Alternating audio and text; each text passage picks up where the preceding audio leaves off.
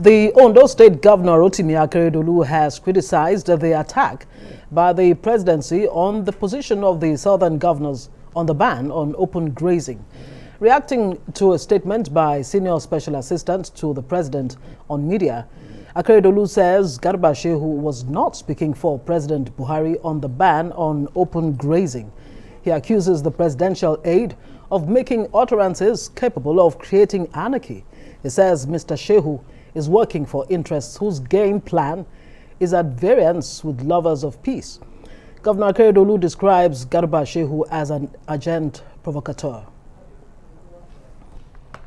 And the Arewa Consultative Forum is backing the position of the southern governors on the ban of open grazing. Chairman of Arewa, Audu Ogbe, says it does not see any reason to object to a decision taken in the best interest of all. He says the decision was taken to control the excesses of herdsmen who believe they are free to enter any farm, eat up the crops, and rape or kill anyone raising objections. He notes that no society can accept that. Audu Ogbe, however, advises governors not to think that merely banning open grazing will end the crisis. He blames most of the violence on the foreign herdsmen who show no regards to boundaries. Ogbe says the solution to the problem is an amendment to the ECOWAS protocol on free movement of cattle and other livestock, which is in line with the Ganduje formula advocated by Governor Abdullahi Ganduje of Kano State. Well, lawyer and human rights activist Dele Farotimi joins us from Lagos to discuss this issue. Thank you so much. Always nice to see you on Newsnight. Well, what do you make of the federal government's response to southern governors' ban on open grazing, saying it amounts to acts of politicking and an attempt to show or demonstrate power? What's your reading of that statement? Thank you very much for having me. Well, Mr. Garba Shehu has done his own thing again as usual, but I think it's easier to situate what he has done within the confines of what has happened with Mr. Malami's declaration.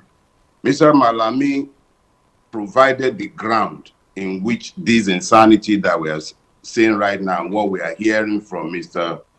Garba Shehu, is even coming. Mr. Malami to have said that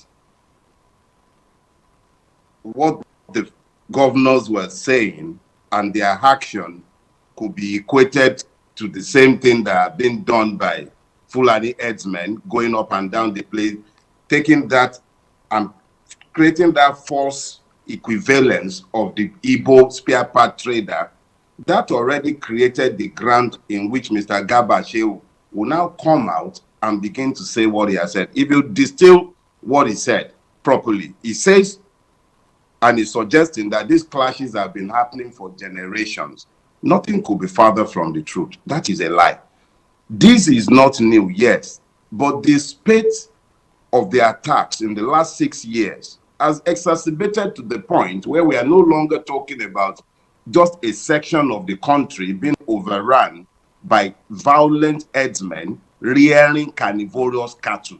We're talking about something that has overtaken the entire country right now, from Otuoke in Bayelsa all the way to Ekiti, all the way to Umuahia, parts of Ebonyi. So we're talking about something that has overtaken the entire country today. It is no longer about some minor problem. It's become a major security challenge that any right-thinking government should be worried about.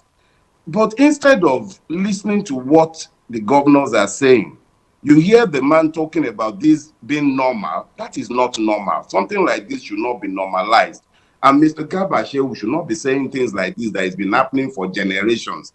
Then he went on to concede that a solution was required. However, he did not think that for the southern governors to have placed a ban on something that is obviously causing life to be lost, he doesn't think that requires the kind of drastic action that was taken. As far as he was concerned, they were politicking. That does not make any sense, and it shouldn't be coming out of the presidency. But I think even more importantly, we should ask ourselves some key questions. It was Mrs. Obi Ezekwesili, I'm not sure if I'm getting that name correctly, but Auntie Obi, as we will call her, that first seriously suggested that perhaps some sort of medical examination should be carried out on our president to determine his state of health, whether it's compos mentis. This becomes important in the light of the release by the Ondo State governor. What the man is saying categorically is that Mr. Garba Shehu lacks the competence and capacity to say what he was saying, and that he hadn't been sent on that errand by the president.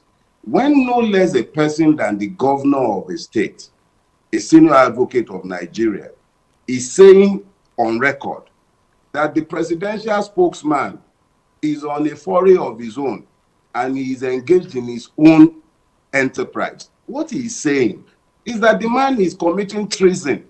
This is a very serious charge that any right-thinking people should be interested in unraveling. It is not the first time suggestions such as this will be coming out. I recall when Mr. Babachi was told of the fact that he had been relieved. Okay. If you can hear me, Dele, please let me interject just for 1 second, if you don't mind. I was just going to ask you that we did ask the governor of Ondo State, who was speaking on behalf of the southern governors, that what if the president does not want to agree with them? And what is your next plan? And he said there is no other plan. They believe the president will agree. Well, whatever Garba Shehu has said, the president had the opportunity to dispute it or to say, I'm rejecting it, that does not represent me, as of this morning. And he has not done that. So obviously, he's speaking for the president, isn't he? There is a critical disconnect that we need to all attempt to bridge. And that disconnect is the one that presumes regularity when we should begin to ask critical questions. Mrs.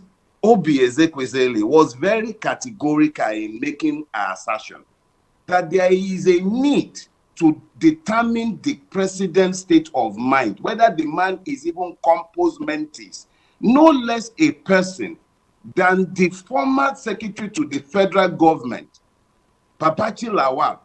When he was told that he had been suspended, they said the presidency. His question was, who is the presidency?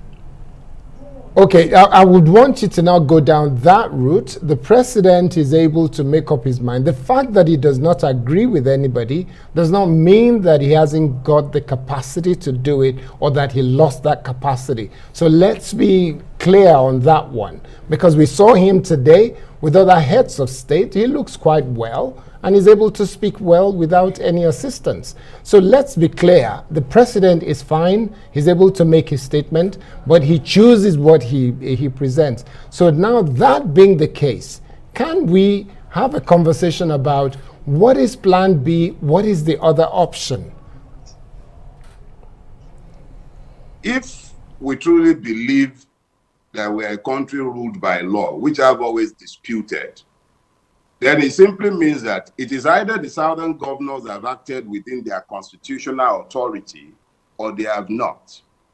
I am a lawyer of some 20 years plus now, and I can say without any doubt on my mind that the governors have acted within the powers given to them by that constitution. However much I might disagree with that constitution and its proprietary, the reality... Mr. Farotimi, if I can come in here very, very quickly, we have less than 20 seconds. The Constitution guarantees that every Nigerian can move around freely without let or hindrance.